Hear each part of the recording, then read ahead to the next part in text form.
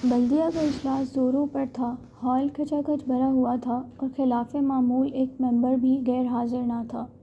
بلدیہ کے زیر بحث مسئلہ یہ تھا کہ زنان بازاری کو شہر بدر کر دیا جائے، کیونکہ ان کا وجود انسانیت، شرافت اور تہذیب کے دامن پر بدنما داغ ہے۔ بلدیہ کے ایک بھاری بھرکم رکن، جو ملک و قوم کے سچے خیر خواہ اور دردمند سمجھے جاتے تھے، نہایت فصاحت سے تقریر کر رہے تھے۔ اور پھر حضرات، آپ بھی یہی خیال فرمائیے کہ ان کا قیام شہر کے ایک ایسے حصے میں ہے جو نہ صرف شہر کی بیچوں بیچ عام گزرگاہ ہے بلکہ شہر کا سب سے بڑا تجارتی مرکز بھی ہے۔ چنانچہ ہر شریف آدمی کو چارونہ چار اس بازار سے گزرنا پڑتا ہے۔ علاوہ ازیں شرفا کی پاک دامن بہو بیٹیاں اس بازار کی تجارتی اہمیت کی وجہ سے یہاں آنے اور خرید و فروخت کرنے پر مجبور ہیں۔ صاحبان، یہ شریف زادیاں آن آبرو باختہ نیم عریاں بیسواؤں کے بناؤ سنگھار کو دیکھتی ہیں تو قدرتی طور پر ان کے دل میں بھی آرائش و دل ربائی کی نئی نئی امنگیں اور ولولے پیدا ہوتے ہیں، اور وہ اپنے غریب شوہروں سے طرح طرح کے غازوں، لانڈروں، زرق برق ساڑیوں اور قیمتی زیوروں کی فرمائش کرنے لگتی ہیں۔ نتیجہ یہ ہوتا ہے کہ ان کا پرمسرت گھر، ان کا راحت کدہ ہمیشہ کے لیے جہنم کا نمونہ بن جاتا ہے۔ اور صاحبان، پھر آپ یہ بھی تو خیال فرمائیے کہ ہمارے نونہالان قوم جو درس گاہوں میں تعلیم پا رہے ہیں اور ان کی آئندہ ترقیوں سے قوم کی امیدیں وابستہ ہیں، اور قیاس چاہتا ہے کہ ایک نہ ایک دن قوم کی کشتی کو بھنور سے نکالنے کا صحرا انہی کے سر بندھے گا، انہیں بھی صبح شام اس بازار سے ہو کر آنا جانا پڑتا ہے۔ یہ کہبائیں ہر وقت 12 ابھر 16 سنگھار کیے، ہر راہر و پرجے حجابانہ نگاہ و مسرہ کے تیر و سناں برساتی اور اسے دعوت حسن دیتی ہیں۔ کیا انہیں دیکھ کر ہمارے بھولے بھالے ناتجربہ کار نوجوانی کے نشے میں محو سودوزیاں سے بے پرواہ نونہالان قوم اپنے جذبات و خیالات اور اپنی اعلیٰ شریعت کو معصومیت کے مسموم اثرات سے محفوظ رکھ سکتے ہیں؟ صاحبان، کیا ان کا حسن ظاہر فریب ہمارے نونہالان قوم کو جادۂ مستقیم سے بھٹکا کر ان کے دل میں گناہ کی پراسرار لذتوں کی تشنگی پیدا کر کے ایک بے کلی، ایک اضطراب، ایک ہی جان برپا نہ کر دیتا ہوگا؟ اس موقع پر ایک رکن بلدیہ جو کسی زمانے میں مدرس رہ چکے تھے اور اعداد و شمار سے خاص شغف رکھتے تھے، بول اٹھے۔ صاحبان، واضح رہیے کہ امتحانوں میں ناکام رہنے والے طلباء کا تناسب پچھلے 5 سالوں کی نسبت۔ ایک رکن نے جو چشمہ لگائے تھے اور ہفتہ وار اخبار کے مدیر اعزازی تھے، تقریر کرتے ہوئے کہا: حضرات، ہمارے شہر سے روز بروز غیرت، شرافت، مردانگی، نیکی وکاری اور پرہیزگاری اٹھتی جا رہی ہے، اور اس کے بجائے بے غیرتی، نامردی، بزدلی، بدمعاشی، چوری اور جعل سازی کا دور دورہ ہوتا جا رہا ہے۔ منشیات کا استعمال بڑھ گیا ہے۔ قتل و غارت، غرق، خودکشی اور دیوالیہ نکلنے کی وارداتیں بڑھتی جا رہی ہیں۔ اس کا سبب محض ان زنانِ بازاری کا ناپاک وجود ہے، چونکہ ہمارے بھولے بھالے شہری ان کی زلفِ گرہ گیر کے اسیر ہو کر ہوش و خرد کھو بیٹھے ہیں، اور ان کی بارگاہ تک رسائی کی زیادہ سے زیادہ قیمت ادا کرنے کے لیے ہر جائز و ناجائز طریقہ سے زر حاصل کرتے ہیں۔ بعض اوقات وہ اس سعی و کشش میں جامہ انسانیت سے باہر ہو جاتے ہیں اور خطأ افعال کا ارتکاب کر بیٹھتے ہیں۔ نتیجہ یہ ہوتا ہے کہ وہ جانِ عزیزی سے ہاتھ دھو بیٹھتے ہیں۔ ایک پنشن یافتہ معمر رکن، جو ایک وسیع خاندان کے سرپرست تھے اور دنیا کا سرد و گرم دیکھ چکے تھے، اور اب کشمکش حیات سے تھک کر باقی ماندہ عمر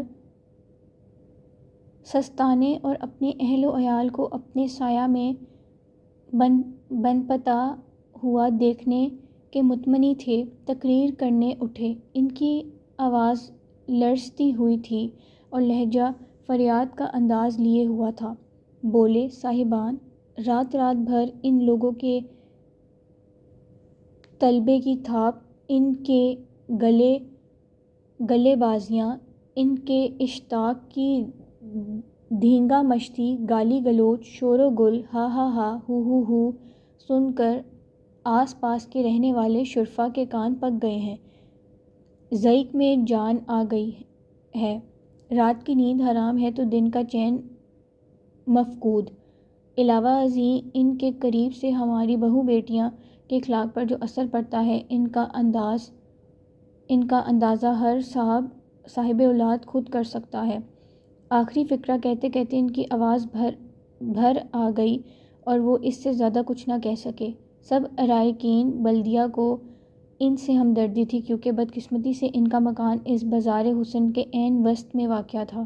ان کے بعد ایک رکن بلدیہ جو پرانی تہذیب کے علمبردار تھے اور آثار قدیمہ کو اولاد سے زیادہ عزیز رکھتے تھے، تقریر کرتے ہوئے کہا، حضرات، باہر سے جو سیاح اور ہمارے احباب اس مشہور اور تاریخی شہر کو دیکھنے آتے ہیں، جب وہ اس بازار سے گزرتے ہیں اور اس کے متعلق استفسار کرتے ہیں تو یقین کیجیے کہ ہم پر گھڑوں پانی پڑ جاتا ہے۔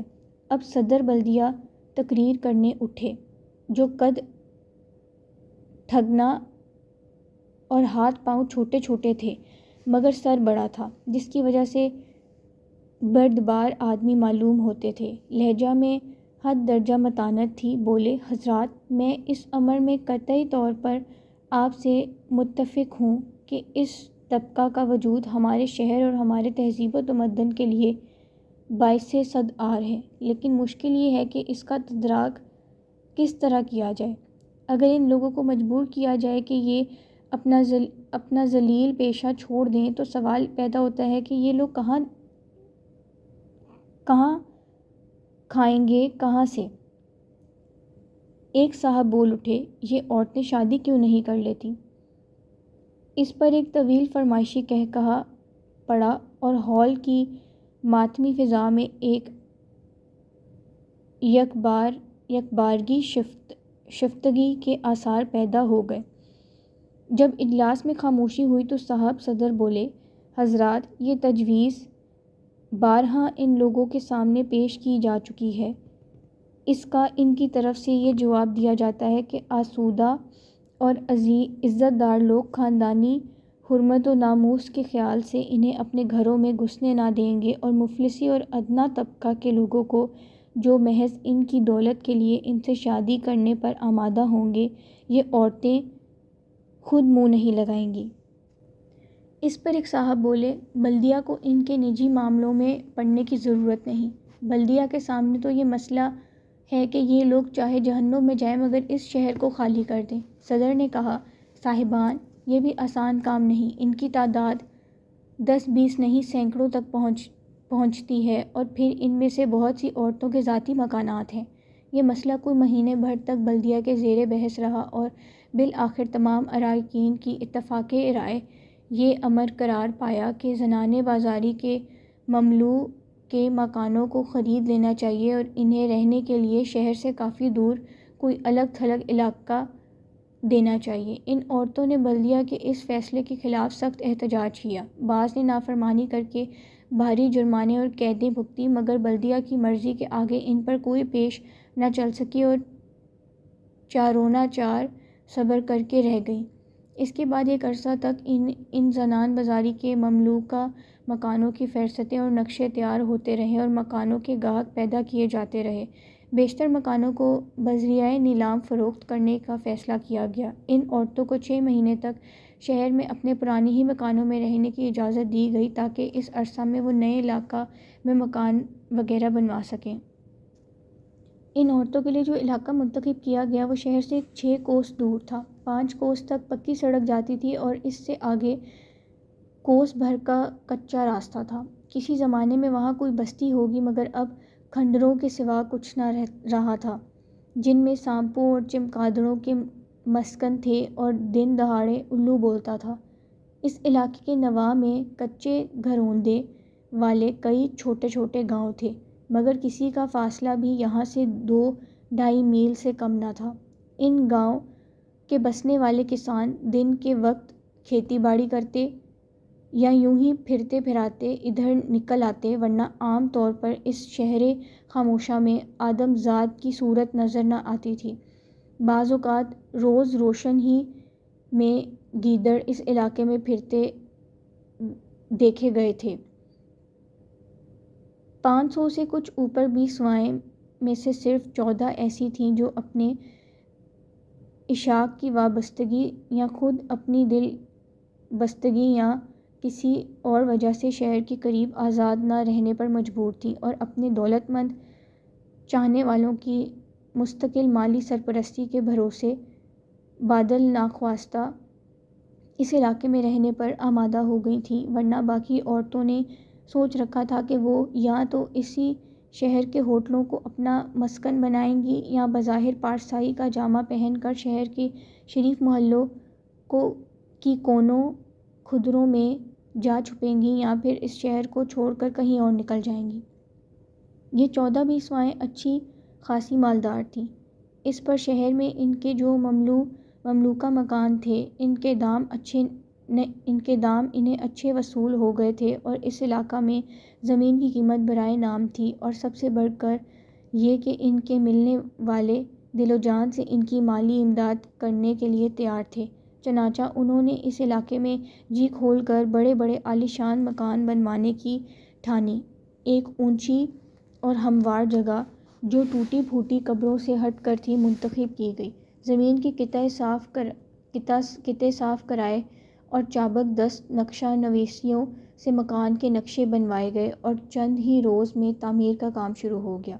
دن بھر اینٹ، مٹی، چونا، شہتیر، گارڈر اور دوسرا عمارتی سامان گاڑیوں، چھکڑوں، کھچروں، گدھوں اور انسانوں پر لد کر اس بستی میں آتا، اور منشی صاحب حساب کتاب کی پیاں بغلوں میں دبائے انہیں گنواتے اور کاپیاں میں درج کرتے۔ میر صاحب معمروں کو کام کے متعلق ہدایت دیتے، معمر مزدوروں کو ڈانٹتے ڈپٹتے، مزدور ادھر ادھر دوڑتے پھرتے مزدورنیوں کو چلا چلا کر پکارتے اور اپنے ساتھ کام کرنے کے لیے بلاتے۔ غرض سارا دن ایک شور ایک ہنگامہ رہتا، اور سارا دن آس پاس کے گاؤں کے دیہاتی اپنے کھیتوں میں اور دیہاتی اپنے گھروں میں ہوا کے جھونکوں کے ساتھ دور سے آتی ہوئی کھٹ کھٹ کی دھیمی آوازیں سنتی رہتے۔ اس بستی کے کھنڈروں میں ایک جگہ مسجد کے آثار تھے، اور اس کے پاس ہی ایک کنواں تھا جو بند پڑا تھا۔ راج مزدوروں نے کچھ تو پانی حاصل کرنے اور بیٹھ کر سستانے کی غرض سے، اور کچھ ثواب کمانے اور اپنی نمازی بھائیوں کی عبادت گزاری کے خیال سے سب سے پہلے اس کی مرمت کی، چونکہ یہ فائدہ بخش اور ثواب کا کام تھا۔ اس لیے کسی نے کچھ اعتراض نہ کیا، چنانچہ 2-3 روز میں مسجد تیار ہو گئی۔ دن کو 12 بجے جیسے ہی کھانا کھانے کی چھٹی ہوتی، 200-250 راج مزدور، میر، عمارت منشی اور ان بیسواؤں کے رشتہ دار یا کارندے جو تعمیر کی نگرانی پر مامور تھے، اس مسجد کے آس پاس جمع ہو جاتے، اور اچھا خاصا میلہ سا لگ جاتا۔ ایک دن ایک دیہاتی بڑھیا جو پاس کے کسی گاؤں میں رہتی تھی، اس بستی کی خبر سن کر آ گئی۔ اس کے ساتھ ایک خردسال لڑکا تھا۔ دونوں نے مسجد کے قریب ایک درخت کے نیچے گھٹیا سگریٹ، بیڑی، چنے اور گڑ کی بنی ہوئی مٹھائیوں کا خوانچہ لگا دیا۔ بڑھیا کو آئے ابھی 2 دن بھی نہ گزرے تھے کہ ایک بوڑھا کسان کہیں سے ایک مٹکا اٹھا لایا اور کنویں کے پاس اینٹوں کا ایک چھوٹا سا چبوترا بنا پیسے کے 2 شکر کے شربت کے گلاس بیچنے لگا۔ ایک کنجڑے کو جو خبر ہوئی، وہ ایک ٹوکرے میں خربوزے بھر کر لے آیا اور خوانچہ والی بڑھیا کے پاس بیٹھ کر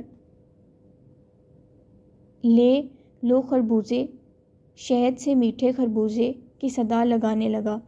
ایک شخص نے کیا کیا، گھر سے سری پائے پکا، دیگچی میں رکھ، خوانچہ میں لگا، تھوڑی سی روٹیاں، مٹی کے 2-3 پیالے اور ٹین کا ایک گلاس لے آ موجود ہوا اور اسی بستی کے کارکنوں کو جنگل میں گھر کی ہنڈیا کا مزہ چکھانے لگا۔ ظہر اور عصر کے وقت میر امارت، منشی، معمر اور دوسرے لوگ مزدوروں سے کنویں سے پانی نکلوا کر وضو کرتے نظر آتے۔ ایک شخص مسجد میں جا کر اذان دیتا، پھر ایک کو امام بنا دیا جاتا اور دوسرے لوگ اس کے پیچھے کھڑے ہو کر نماز پڑھتے۔ کسی گاؤں میں ایک ملا کے کان میں جو یہ بھنک پڑی کہ فلاں مسجد میں امام کی ضرورت ہے، وہ دوسرے ہی دن ایک سبز ہزدان میں قرآن شریف، 5 سورہ، رحل اور مسئلے مسائل کے چند چھوٹے چھوٹے رسالے رکھ کے آ موجود ہوا اور اس مسجد کی امامت باقاعدہ طور پر اسے سونپ دی گئی۔ ہر روز تیسرے پہر گاؤں کا ایک کبابی سر پر اپنے سامان کا ٹوکرا اٹھائے آ جاتا اور خوانچہ والی بڑھیا کے پاس زمین پر چولہا بنا کباب، کلیجی، دل اور گردے سیخوں پر چڑھا بستی والوں کے ہاتھ بیچتا۔ ایک بڑھیا نے جو یہ حال دیکھا تو اپنے میاں کو ساتھ لے کر مسجد کے سامنے میدان میں دھوپ سے بچنے کے لیے پھونس کا ایک چھپر ڈال کر تنور گرم کرنے لگی۔ کبھی کبھی ایک نوجوان دیہاتی نائی پھٹی پرانی کسبت گلے میں ڈالے جوتی کی ٹھوکروں سے راستے کے روڑوں کو لڑکھاتا ادھر ادھر گشت کرتا دیکھنے میں آ جاتا۔ ان بیسواؤں کے مکانوں کی تعمیر کی نگرانی ان کے رشتہ دار یا کارندے تو کرتے ہی تھے۔ کسی دن وہ دوپہر کے کھانے سے فارغ ہو کر اپنے عشاق کے ہمراہ خود بھی اپنے اپنے مکانوں کو بنتا دیکھنے آ جاتی اور غروب آفتاب سے پہلے یہاں سے نہ جاتی۔ اس موقع پر فقیروں اور فقیرنیوں کی ٹولیاں نہ جانے کہاں سے آ جاتی اور جب تک خیرات نہ لیتی اپنی صداؤں سے برابر شور مچاتی رہتی اور انہیں بات نہ کرنے دیتی۔ کبھی کبھی شہر کے لفنگے اوباش و بیکار موباش کچھ کیا کر کے مصداق شہر سے پیدل چل کر بیسواؤں کی اس نئی بستی سنگن لینے آ جاتے اور اس دن بیسواؤں کو بھی آئی ہوتی تو ان کی عید ہو جاتی۔ وہ ان سے دور ہٹ کر ان کے ارد گرد چکر لگاتے رہتے، فقرے کستے، بے تکے کہے لگاتے، عجیب شکلیں بناتے اور مجنونانہ حرکتیں کرتے۔ ایک روز کبابی کی خوب بکری ہوتی۔ اس علاقے میں جہاں تھوڑے ہی دن پہلے ہو کا عالم تھا، اب ہر طرف گہما گہمی اور چہل پہل نظر آنے لگی۔ شروع میں اس علاقے کی ویرانی میں ان بیسواؤں کو یہاں آ کر رہنے کے خیال سے جو وحشت ہوتی تھی وہ بڑی حد تک جاتی رہتی تھی اور اب وہ ہر مرتبہ خوش اپنے مکانوں کی آرائش اور اپنے مرغوب رنگوں کے متعلق معمروں کو تاکیدیں کر جاتی تھیں۔ بستی میں ایک جگہ ایک ٹوٹا پھوٹا مزار تھا جو قارئین سے کسی بزرگ کا معلوم ہوتا تھا۔ جب یہ مکان نصف سے زیادہ تعمیر ہو چکے تھے تو ایک دن بستی کے راج مزدوروں نے کیا دیکھا کہ مزار کے پاس دھواں اٹھ رہا ہے اور ایک سرخ آنکھوں والا لمبا تر نگاہ مست فقیر لنگوٹ باندھے 4 ابروں کا صفایا کرائے اس مزار کے ارد گرد پھر رہا ہے اور کنکر پتھر اٹھا کر پھینک رہا ہے۔ دوپہر کو وہ فقیر ایک گھڑا لے کر کنویں پر آیا اور پانی بھر کر مزار پر لے جانے اور اسے دھونے لگا۔ ایک دفعہ جو آیا تو کنویں پر 2-3 راج مزدور کھڑے تھے۔ وہ نیم دیوانگی اور نیم فرزانگی کے عالم میں ان سے کہنے لگا، جانتے ہو وہ کس کا مزار ہے؟ کڑک شاہ پیر بادشاہ، میرے باپ دادا ان کے مجاور تھے۔ اس کے بعد اس نے ہنس کر اور آنکھوں میں آنسو بھر کر پیر کڑک شاہ کی کچھ جلالی کرامتیں بھی ان راج مزدوروں سے بیان کیں۔ شام کو یہ فقیر کہیں سے مانگ تانگ کر مٹی کے 2 دیے اور سرسوں کا تیل لے آیا اور پیر کڑک شاہ کی قبر کے سرہانے اور پائنتی چراغ روشن کر دیے۔ رات کو پچھلے پہر کبھی کبھی اس مزار سے اللہ ہو کا مست نعرہ سنائی دے جاتا۔ 6 مہینے گزرنے نہ پائے تھے کہ یہ 14 مکان بن کر تیار ہو گئے۔ یہ سب کے سب 2 منزلہ اور قریب قریب ایک ہی وضع کے تھے، 7 ایک طرف اور 7 دوسری طرف۔ بیچ میں چوڑی چکلی سڑک تھی۔ ہر ایک مکان کے نیچے 4 دکانیں تھیں۔ مکان کی بالائی منزل میں سڑک کے رخ وسیع برآمدہ تھا۔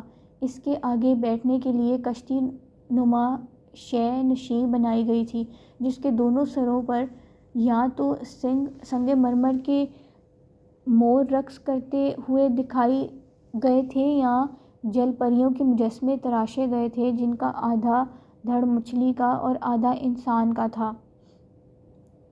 برآمدہ کے پیچھے جو بڑا کمرہ بیٹھنے کے لیے تھا، اس میں سنگ مرمر کے نازک نازک ستون بنائے گئے تھے۔ دیواروں پر خوش نما پچی کاری کی گئی تھی۔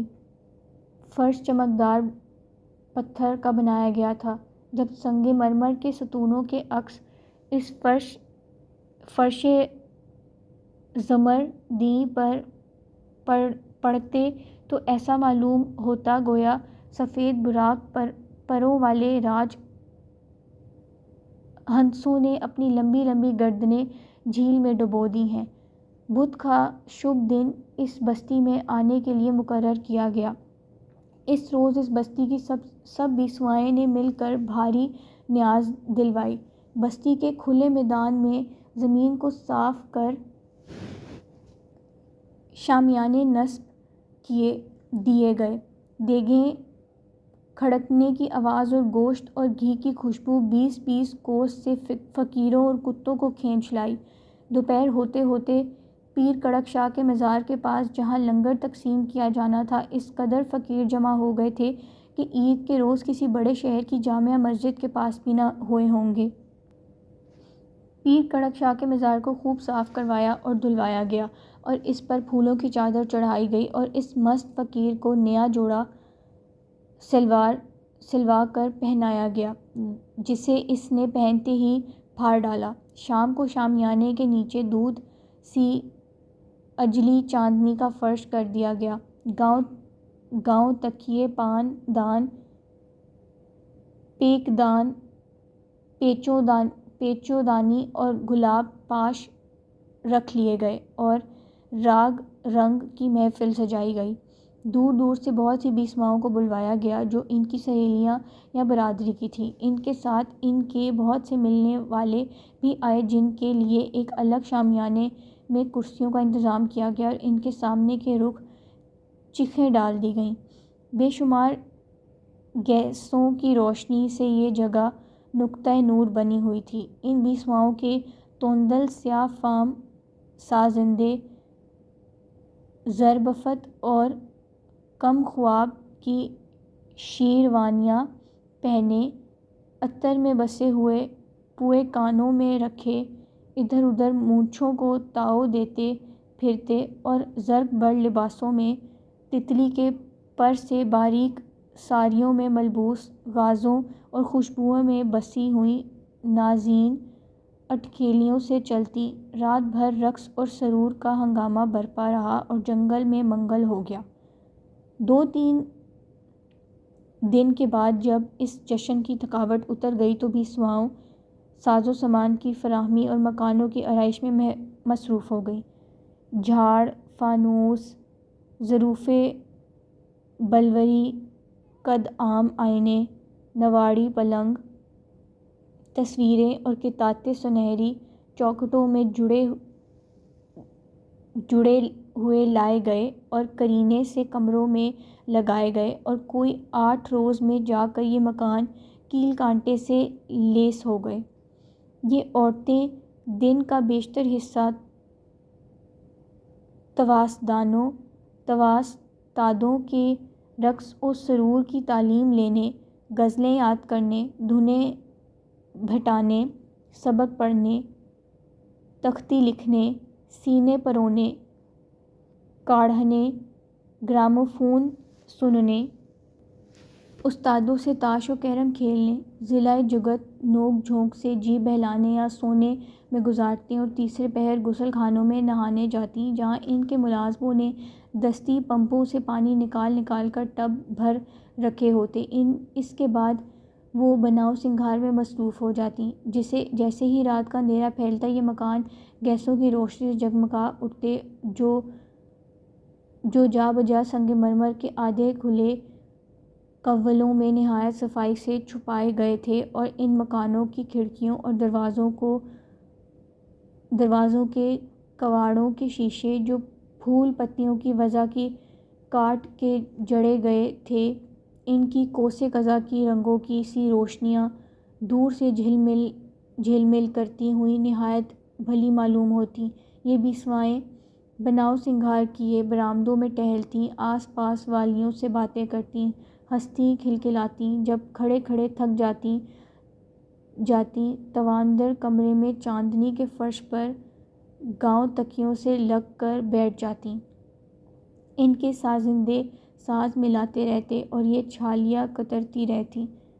جب رات ذرا بھیگ جاتی تو ان کے ملنے والے ٹوکروں میں شراب کی بوتلیں اور پھل پھلاری لیے اپنے دوستوں کے ساتھ موڑوں یا تانگوں میں بیٹھ کر آتے۔ اس بستی میں جن کے قدم رکھتے ہی ایک خاص گہما گہمی اور چہل پہل ہونے لگتی۔ نغمہ اس سرود ساز کے سر رقص کرتی ہوئی نازنینوں کے گھنگروؤں کی آواز کلیلِ مینا میں مل کر ایک عجیب سرور کی کیفیت پیدا کر دیتی۔ عیش و مستی کے ان ہنگاموں میں معلوم بھی نہ ہوتا اور رات بیت جاتی۔ ان بیسواؤں کو اس بستی میں آئے ہوئے چند روز ہی ہوئے تھے کہ دکانوں کے کرایہ دار پیدا ہو گئے، جن کا کرایہ اس بستی کو آباد کرنے کے خیال سے بہت ہی کم رکھا گیا تھا۔ سب سے پہلے جو دکاندار آیا وہی بڑھیا تھی جس نے سب سے پہلے مسجد کے سامنے درخت کے نیچے خوانچہ لگایا تھا۔ دکان کو پر کرنے کے لیے بڑھیا اور اس کا ایک لڑکا سگریٹوں کے بہت سے ڈبے اٹھا لائے اور اسے ممبر کے طاقوں میں سجا کر رکھ دیا گیا۔ بوتلوں میں رنگ دار پانی بھر دیا گیا تاکہ معلوم ہو کہ شربت کی بوتلیں ہیں۔ بڑھیا نے اپنے بساط کے مطابق کاغذی پھولوں اور سگریٹ کے ڈبیوں سے بنائی ہوئی بیلوں سے دکان کی کچھ آرائش بھی کی۔ بعض ایکڑوں اور ایکڑسوں کی تصویریں بھی پرانے رسالوں سے نکال کر لئی سے دیواروں پر چپکا دیں۔ دکان کا اصل مال 2-3 قسم کے سگریٹ کے 3-3 4-4 پیکٹوں، بیڑی کے 8-10 بنڈلوں، یاد یا سلائی کی نصف در جن ڈبیوں، پانی کی ڈھولی، پینے کی تمباکو نوشی 3-4 ٹکیوں اور موم بتی کے نصف بنڈل سے زیادہ نہ تھی۔ دوسری دکان میں ایک بنیا، تیسری میں حلوائی اور شیر فروش، چوتھی میں کسائی، پانچویں میں کبابی اور چھٹی میں کنجڑا آ بسے۔ کنجڑا آس پاس کے دیہات سے سستے داموں میں 4-5 قسم کی سبزیاں لے آتا اور یہاں خاصے منافع پر بیچ دیتا۔ ایک ادھ ٹوکرا پھلوں کا بھی رکھ لیتا۔ چونکہ دکان خاصی کھلی تھی، ایک پھول والا اس کا ساجھی بن گیا۔ وہ دن بھر پھولوں کے ہار، گجرے اور اس طرح کے گہنے بناتا رہتا اور شام کو انہیں چنگیر میں ڈال کر ایک مکان پر لے جاتا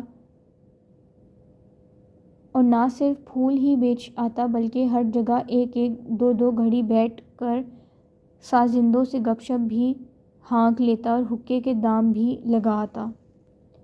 جس دن تماش بینوں کی کوئی ٹولی اس کی موجودگی میں ہی کوٹھے پر چڑھ آتی اور گانا بجانا شروع ہو جاتا تو وہ سازندوں کے ناک بھوؤں چڑھانے کے باوجود گھنٹوں اٹھنے کا نام نہ لیتا، مزے مزے سے گانے پر سر دھنتا اور بیوقوفوں کی طرح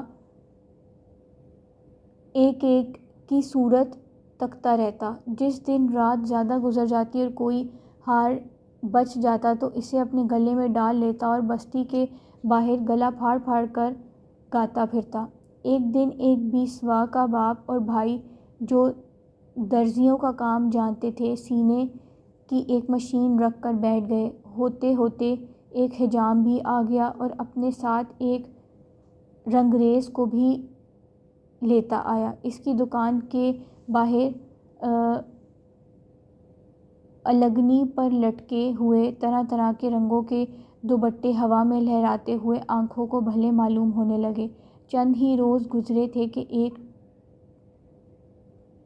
بساتی نے، جس کی دکان شہر میں چلتی نہ تھی بلکہ اسے دکان کا کرایہ نکالنا بھی مشکل ہو جاتا تھا، شہر کو خیر آباد کہہ کر اس بستی کا رخ کر لیا۔ یہاں پر اسے ہاتھوں ہاتھ لیا گیا اور اس کے طرح طرح کے لونڈر، قسم قسم کے پاؤڈر، صابن، کنگھیاں، بٹن، سوئی دھاگا، لیس، فیتے، خوشبودار تیل، رومال، منجن وغیرہ کی خوب بکری ہونے لگی۔ اس بستی کے رہنے والوں کی سرپرستی اور ان کے ماربیانہ سلوک کی وجہ سے اس طرح دوسرے تیسرے روز کوئی نہ کوئی ٹٹ پنجیا دکاندار، کوئی بزاز، کوئی پنساری، کوئی نیچا بند، کوئی نابائی مندے کی وجہ سے یا شہر کے بڑھتے ہوئے کرائے سے گھبرا کر اس بستی میں آ پناہ لیتا۔ ایک بڑے میاں عطار جو حکمت میں بھی کسی قدر دخل رکھتے تھے، ان کا جی شہر کے گنجان آبادی اور حکیموں اور دواخانوں کی افراد سے جو گھبراتا تو وہ اپنے شاگردوں کو ساتھ لے کر شہر سے اٹھ آئے اور اس بستی میں ایک دکان کرائے پر لے لی۔ سارا دن بڑے میاں اور ان کے شاگرد دواؤں کے ڈبوں، شربت کی بوتلوں اور مربے، چٹنی، اچار کی بویاموں کو الماریوں اور طاقتوں میں اپنے اپنے ٹھکانے پر رکھتے رہے۔ ایک طاق میں طبِ اکبر، قرابادین قادری اور دوسری طبی کتابیں جمع کر رکھ دیں۔ کواڑوں کی اندرونی جانب اور دیواروں کے ساتھ جو جگہ خالی بچی وہاں انہوں نے اپنے خاص الخاص مجربات کے اشتہارات سیاہ روشنائی سے جلی لکھ کر اور دفتیوں پر چپکا کر آویزاں کر دیے۔ ہر روز صبح کو بیسواؤں کے ملازم گلاس لے لے کر موجود ہوتے اور شربتِ وزوری، شربتِ بنفشہ، شربتِ انار اور ایسے ہی اور نزہت بخش روح افزا شربت و عرق، خمیرہ گاؤں زبان اور تقویت پہنچانے والے مربے نکرہ لے جاتے۔ جو دکانیں بیچ رہیں ان میں بیسواؤں کے بھائی بندوں اور سازندوں نے اپنی چارپائیاں ڈال لیں۔ دن بھر یہ لوگ ان دکانوں میں تاش، چوسر اور شطرنج کھیلتے، بدن پر تیل ملواتے، سبزی گھوٹتے، بھیڑیوں کی پالیاں کراتے، تیتروں سے سبحان تیری قدرت کی رٹ لگواتے اور گھڑا بجا بجا کر گاتے۔ ایک بیسوا کے سازندے نے ایک دکان خالی دیکھ کر اپنے بھائی کو، جو ساز بنانا جانتا تھا، اس میں لا بٹھا دیا۔ دکان کی دیواروں کے ساتھ ساتھ کیلیں ٹھونک کر ٹوٹی پھوٹی مرمت طلب سارنگیاں، ستار، تنبورے، دلربا وغیرہ ٹانگ دیے گئے۔ یہ شخص ستار بجانے میں بھی کمال رکھتا تھا۔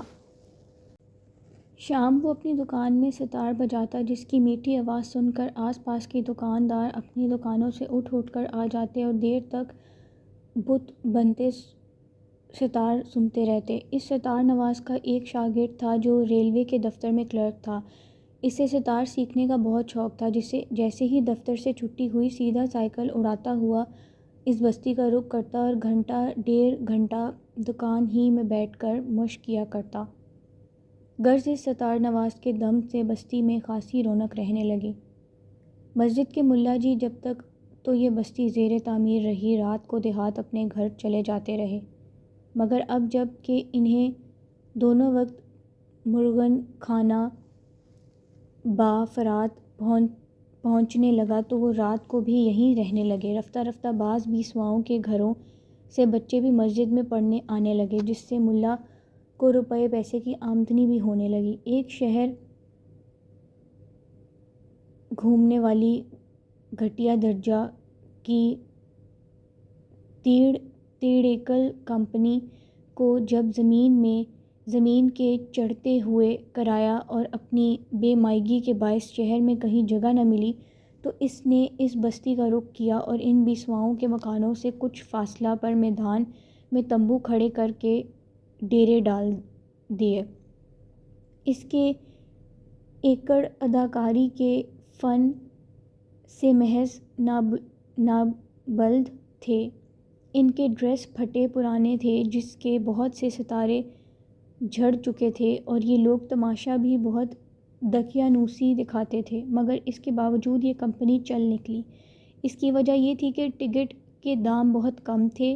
شہر کے مزدور پیشہ لوگ، کارخانوں میں کام کرنے والے اور غریب غربا جو دن بھر کی کڑی مشقت اور محنت کی کسر شور و گل خرمستیوں اور ادنیٰ عیاشیوں سے نکلنا چاہتے تھے، پانچ چھ کی ٹولیاں بنا کر گلے میں پھولوں کے ہار ڈالے، ہنستے بولتے بانسری اور الگوزے بجاتے، رات چلتوں پر آوازیں کستے، گالی گلوچ بکتے، شہر سے پیدل چل کر تھیٹر دیکھنے آتے اور لگے ہاتھوں بازار حسن کی سیر بھی کر جاتے۔ جب تک ٹانک شروع نہ ہوتا، تھیٹر کا ایک مسخرہ تمبو کے باہر ایک سٹول پر کھڑا کبھی کو لہو ہلاتا، کبھی منہ پھیلاتا، کبھی آنکھیں مٹکاتا، عجیب حیا سوز حرکتیں کرتا، جنہیں دیکھ کر یہ لوگ زور زور سے قہقہے لگاتے اور گالیوں کی صورت داد دیتے۔ رفتہ رفتہ دوسرے لوگ بھی اس بستی میں آنا شروع ہوئے، چنانچہ شہر کے بڑے بڑے چوکوں میں تانگے والے صدائیں لگانے لگے، آؤ کوئی نئی بستی کو۔ شہر سے 5 کوس تک جو پکی سڑک جاتی تھی، اس پر پہنچ کر تانگے والے سواریوں سے انعام حاصل کرنے کے لالچ میں یا ان کی فرمائش پر تانگوں کی دوڑیں کراتے، منہ سے ہارن بجاتے، اور جب کوئی تانگا آگے نکل جاتا تو اس کی سواریاں نعروں سے آسمان پر اٹھا لیتی۔ اس دوڑ میں غریب گھوڑوں کا برا حال ہو جاتا اور ان کے گلے میں پڑے ہوئے پھولوں کے ہاروں سے بجائے خوشبو کے پسینے کی بدبو آنے لگتی۔ رکشہ والے تانگے والوں سے کیوں پیچھے رہتے؟ وہ ان سے کم دام پر سواریاں بٹھا ترارے بھرتے اور گھنگرو بجاتے اس بستی کو جانے لگے۔ علاوہ ازیں ہر ہفتے کی شام کو اسکولوں اور کالجوں کے طلباء ایک سائیکل پر 2 لدے جوک در جوک اس پر اسرار بازار کی سیر دیکھنے آتے، جس سے ان کے خیال کے مطابق ان کے بڑوں نے خواہ مخواہ محروم کر دیا تھا۔ رفتہ رفتہ اس بستی کی شہرت چاروں طرف پھیلنے اور مکانوں اور دکانوں کی مانگ ہونے لگی۔ وہ بیسوائیں جو پہلے اس بستی میں آنے پر تیار نہ ہوتی تھیں، اب اس کی دن دگنی رات چگنی ترقی دیکھ کر اپنی بے وقوفی پر افسوس کرنے لگیں۔ کئی عورتوں نے تو جھٹ زمینیں خرید ان بیسواؤں کے ساتھ اس وضاقطہ کے مکان بنوانے شروع کر دیے۔ علاوہ ازیں شہر کے بعض مہاجروں نے بھی اس بستی کے آس پاس سستے داموں زمینیں خرید کر کرایہ اٹھانے کے لیے چھوٹے چھوٹے کئی مکان بنوا ڈالے۔ نتیجہ یہ ہوا کہ وہ فاحشہ عورتیں جو ہوٹلوں اور شریف محلوں میں روپوش تھیں، مور و ملخ کی طرح اپنے نہاں خانوں سے باہر نکل آئیں اور ان مکانوں میں آباد ہوئیں۔ بعض چھوٹے چھوٹے مکانوں میں اس بستی کے وہ دکاندار آ بسے جو عیال دار تھے اور رات کو دکانوں میں سو نہ سکتے تھے۔ اس بستی میں آبادی تو خاصی ہو گئی تھی مگر ابھی تک بجلی کی روشنی کا انتظام نہیں ہوا تھا۔ چنانچہ ان 20 سواؤں بستی کے تمام رہنے والوں کی طرف سے سرکار کے پاس بجلی کے لیے درخواست بھیجی گئی جو تھوڑے دنوں بعد منظور کر لی گئی۔ اس کے ساتھ ہی ایک ڈاک خانہ بھی کھول دیا گیا۔ ایک بڑے میاں ڈاک خانہ کے باہر ایک صندوقچے میں لفافے، کارڈ اور قلم دعوت رکھ بستی کے لوگوں کے خط پتر لکھنے لگے۔ ایک دفعہ بستی میں شرابیوں کی 2 ٹولیوں کا فساد ہو گیا جس میں سوڈا واٹر کی بوتلوں، چاقوؤں اور اینٹوں کا آزادانہ استعمال کیا گیا اور کئی لوگ سخت مجروح ہوئے۔ اس پر سرکار کو خیال آیا کہ اس بستی میں ایک تھانہ بھی کھول دینا چاہیے۔ تھیٹریکل کمپنی 2 مہینے تک رہی اور اپنی وسعت کے مطابق خاصا کما لے گئی۔ اس شہر کے ایک سینما مالک نے سوچا کیوں نہ اس بستی میں ایک سینما کھول دیا جائے۔ یہ خیال آنے کی دیر تھی کہ اس نے جھٹ ایک موقع کی جگہ چن کر خرید لی اور جلد تعمیر کا کام شروع کرا دیا۔ چند ہی مہینوں میں سینما تیار ہو گیا۔ اس کے اندر ایک چھوٹا سا باغیچہ بھی لگوا دیا گیا تاکہ تماشائی اگر آ جائیں تو آرام سے باغیچے میں بیٹھ سکیں۔ ان کے ساتھ لوگ یوں ہی سستانے یا سیر دیکھنے کی غرض سے آ کر بیٹھنے لگے۔ یہ باغیچہ خاصی سیر گاہ بن گیا۔ رفتہ رفتہ سکے کٹورا بجاتے اس باغیچے میں آنے اور پیاسوں کی پیاس بجھانے لگے۔ سر کی تیل مالش والے نہایت گھٹیا قسم کے تیز خوشبو والے تیل کی شیشیاں واسکٹ کی جیبوں میں ٹھونسے، کاندھے پر میلا کچیلا تولیہ ڈالے، دل پسند دل بہار مالش کی صدا لگاتے درد سر کے مریضوں کو اپنی خدمات پیش کرنے لگے۔ سینما کے مالک نے سینما ہال کی بیرونی جانب ایک مکان اور کئی دکانیں بھی بنوائیں۔ مکان تو ہوٹل کھل گیا جس میں رات کو قیام کرنے کے لیے کمرے میں بھی مل سکتے تھے اور دکانوں میں ایک سوڈا واٹر کی فیکٹری والا، ایک فوٹوگرافر، ایک سائیکل کی مرمت والا، ایک لانڈری والا، 2 پٹواری، بوٹ شاپ والا، ایک ڈاکٹر اپنے دواخانہ کے آ رہے ہوتے پاس ہی ایک دکان میں کلال خانہ کھولنے کی اجازت مل گئی۔ فوٹوگرافر کی دکان کے باہر ایک کونے میں ایک گھڑی ساز نے ڈیرا جما لیا اور ہر وقت محدب شیشہ آنکھوں پر چڑھائے گھڑیوں کے کل پرزوں میں غلطاں و پیچاں رہنے لگا۔ اس کے کچھ ہی دن بعد بستی میں نل، روشنی اور صفائی کے باقاعدہ انتظام کی طرف توجہ کی جانے لگی۔ سرکاری کارندے، سرخ جھنڈیاں، جریبیں اور اونچ نیچ دیکھنے والے آلے لے کر آ پہنچے اور ناپ کر سڑکوں اور گلی کو چوں کی داغ بیل ڈالنے لگے اور بستی کی کچی سڑکوں پر سڑک کوٹنے والا انجن چلنے لگا۔ اس واقعہ کو 20 برس گزر چلے ہیں۔ یہ بستی اب ایک بھرا پراسرار شہر بن گئی ہے جس کا اپنا ریلوے اسٹیشن بھی ہے اور ٹاؤن ہال بھی، کچہری بھی اور جیل خانہ بھی۔ آبادی 2.5 لاکھ کے لگ بھگ ہے۔ شہر میں ایک کالج، 2 ہائی اسکول، ایک لڑکوں کے لیے، ایک لڑکیوں کے لیے، 8 پرائمری اسکول ہیں جن میں میونسپلٹی کی طرف سے مفت تعلیم دی جاتی ہے، 6 سینما ہیں اور 4 بینک جن میں سے 2 دنیا کے بڑے بڑے بینکوں کی شاخیں ہیں۔ شہر سے دور روزانہ 3 ہفتہ وار اور 10 ماہانہ رسائی اور جرائد شائع ہوتے ہیں۔ ان میں 4 ادبی، 2 اخلاقی و معاشرتی و مذہبی، 1 سنتی، 1 طبی، 1 زنانہ اور 1 بچوں کا رسالہ ہے۔ شہر کے مختلف حصوں میں 20 مسجدیں، 15 مندر اور دھرم شالے، 6 یتیم خانے، 5 اناتھ آشرم اور 3 بڑے سرکاری اسپتال ہیں، جن میں سے 1 صرف عورتوں کے لیے مخصوص ہے۔ شروع میں کئی سال تک یہ شہر اپنے رہنے والوں کے نام کی مناسبت سے حسن آباد کے نام سے موسوم کیا جاتا رہا، مگر بعد میں اسے نامناسب سمجھ کر اس میں تھوڑی سی ترمیم کر دی گئی، یعنی بجائے حسن آباد کے حسن آباد کہلانے لگا۔ مگر یہ نام چل نہ سکا کیونکہ عوام حسن اور حسن میں امتیاز نہ کرتے۔ آخر بڑی بڑی بوسیدہ کتابوں کے ورق گردانی اور پرانے نوشتوں کی چھان بین کے بعد اس کا اصلی نام دریافت کیا گیا، جس سے یہ بستی آج سے سینکڑوں برس قبل اجڑنے سے پہلے موسوم تھی، اور وہ نام ہے آنندی۔